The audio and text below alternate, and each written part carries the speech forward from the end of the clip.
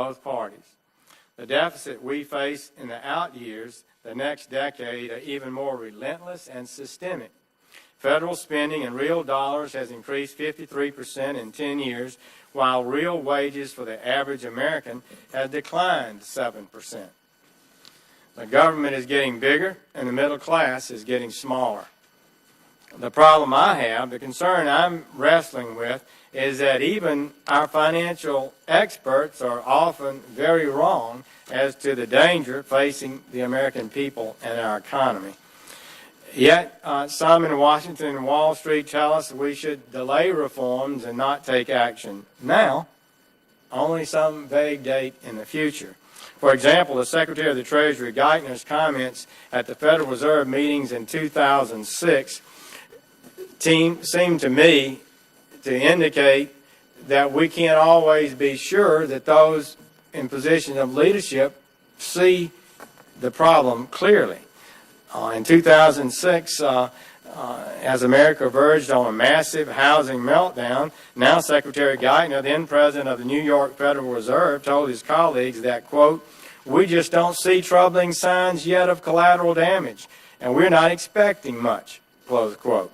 2 months later, he was announcing that, quote, "The fundamentals of the expansion going forward still look good."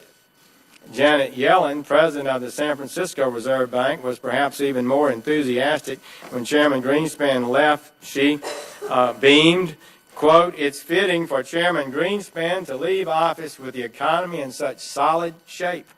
The situation you're handing off to your successor is a lot like a tennis racket with a gigantic sweet spot," close quote.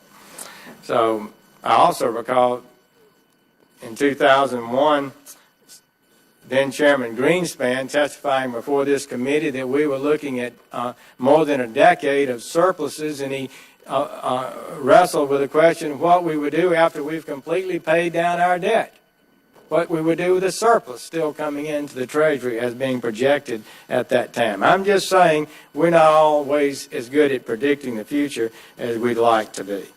So they were wrong. The minutes show that you were wrong during some of these periods also.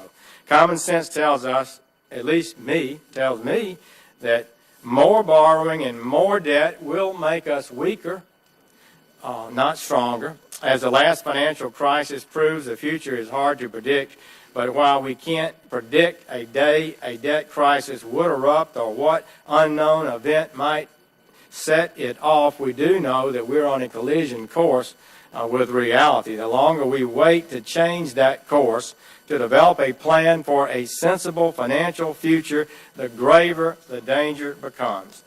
Yet our majority leader has closed the ship's bridge and locked the wheel. He says the Democratic Senate will decline to offer a budget resolution for the third straight year. Not once has this occurred since the Congressional Budget Act was passed in 1974. So I'm glad that Chairman Conrad has indicated he will mark up a budget in committee, but the markup will be a doomed exercise if your own floor leader, majority leader, decrees that the budget process will be shut down. Majority Leader Reid has effectively declared a Senate Democrat budget and the President's budget dead on arrival.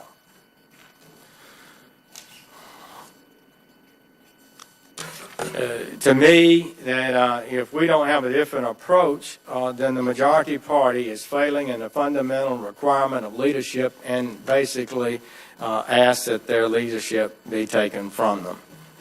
Producing a good budget is important. The President's budget submission on Monday will also be a defining test. Either the President will rise to the occasion or he will again shirk his duties and accelerate our dangerous debt course. The choice is his. I find it beyond imagining that the President, at this critical time in our nation's economic life, will not lay out a serious budget plan for a future that will get us off this unsustainable debt path, a path to decline. But he did not even mention this in his third State of the Union address, the danger of the debt, what his chairman of the Joint Chiefs, Admiral Mullen, called the greatest threat to our national security. Alice Rivlin in Kiplinger's recently was very critical of the president's lack of leadership. Real change will not occur without the leadership of the president. And he has not only not led, but he attacked those like brilliant Congressman Paul Ryan, who has led or tried to lead. We must hope the president's proposal, his budget, will at this late date lay out a plan to change our unsustainable debt course. Based on history, I'm not optimistic. So we are in a difficult challenge. We face a number of difficult problems. I am hopeful that the president's budget will do what a budget should do, lay out a sound course for America's financial future. It has not yet. His last year's budget did not do that, but I hope he will this year, and I'm not confident. Mr. Chairman, thank you for letting me share those remarks. Chairman Bernanke, value your opinion, and you can help us work our way through the most dangerous systemic debt challenge I believe the nation's ever faced. Thank you. Thank you, Senator Sessions. Senator Sessions, I am optimistic. You said you are not optimistic. I am optimistic. About the budget the president's submitting? About the overall economy. Okay, that's different. I said I was not optimistic. He would lay out a plan to get us off an unsustainable debt course. Excuse me. Well, I am optimistic, and the president's budget that's going to come out, I think, is going to reflect the overall optimism that is rising in the country with regard to the economy. And I think it is all summed up in this chart. This is private sector jobs. And you can see for about a year and a half, there were massive job losses in the private sector in each of the months. And of course, this only starts in January of 2009 on this chart. You can take it back even further into 2008, and that's when the crisis started in the fall of 2008. And this tells us along about March of 2010, the jobs picture dramatically changed. And there is the trend line to the point at which it's now 257,000 in this past month on job increases. And that, to me, shows a trend that is, I think, reflecting the optimism that is starting to bubble up across America. Mr. Chairman Bernanke, your job has been very tough over the last few years with the consumer confidence that has been shaken, the events in Japan and Europe threatening to derail our economy, and, of course, the partisan bickering that we've seen on the national stage and even on state stages from time to time. And I truly believe that when the history of this period is written, that you, sir, are going to be remembered as a critical figure because your role has been so prominent in helping avert the complete collapse of our financial system. And for that, we are enormously grateful.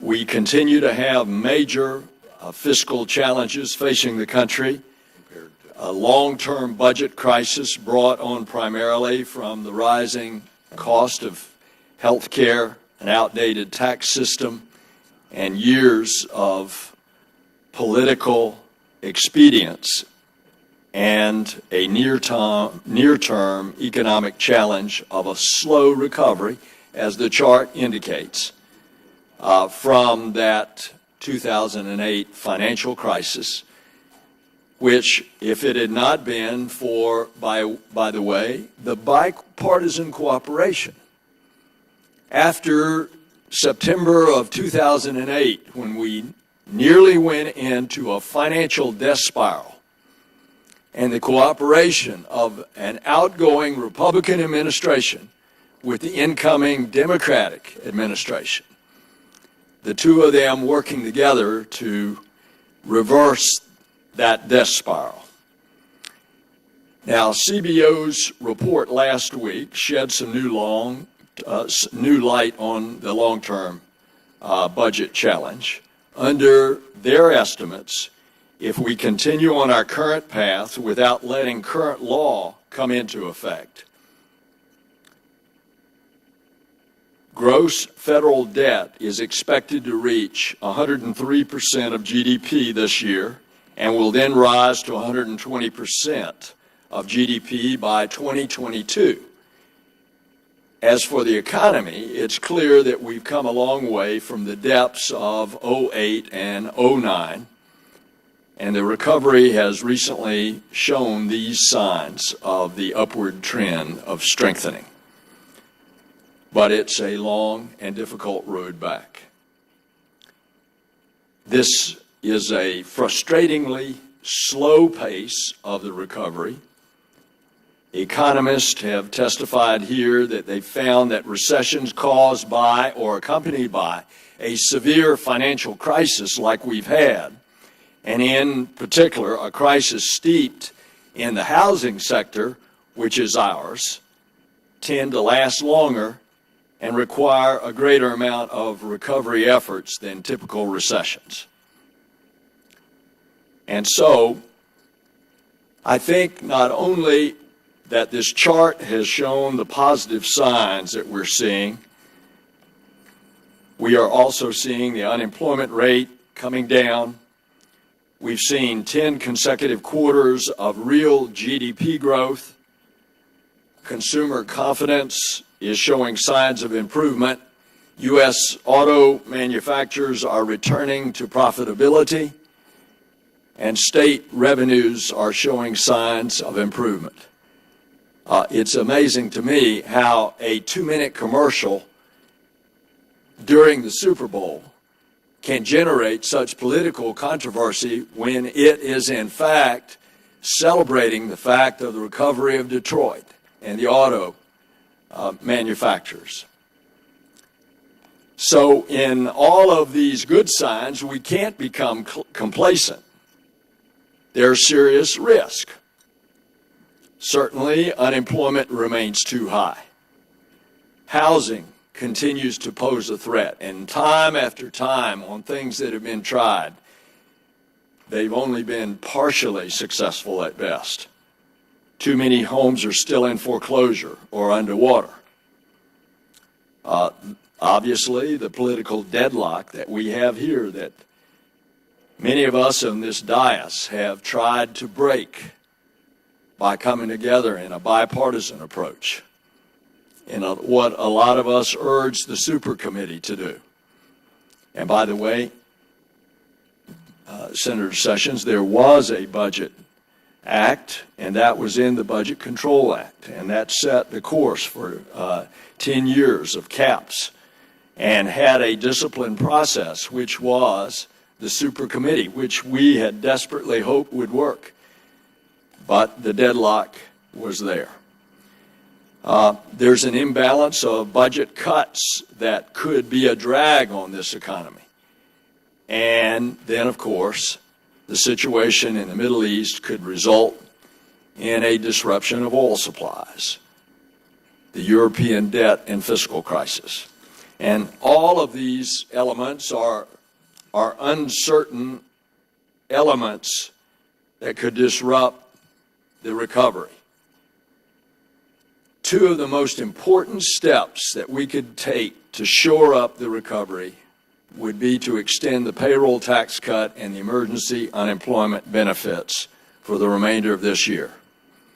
And then, in the process, seriously move to redo the tax code and to reform this bloated tax code. And we should also reconsider efforts to rebuild the country's infrastructure. And so, Mr. Chairman Bernanke, in looking forward, it's clear that we have to pursue policies that both strengthen the near-term economic recovery and address the long-term fiscal imbalance.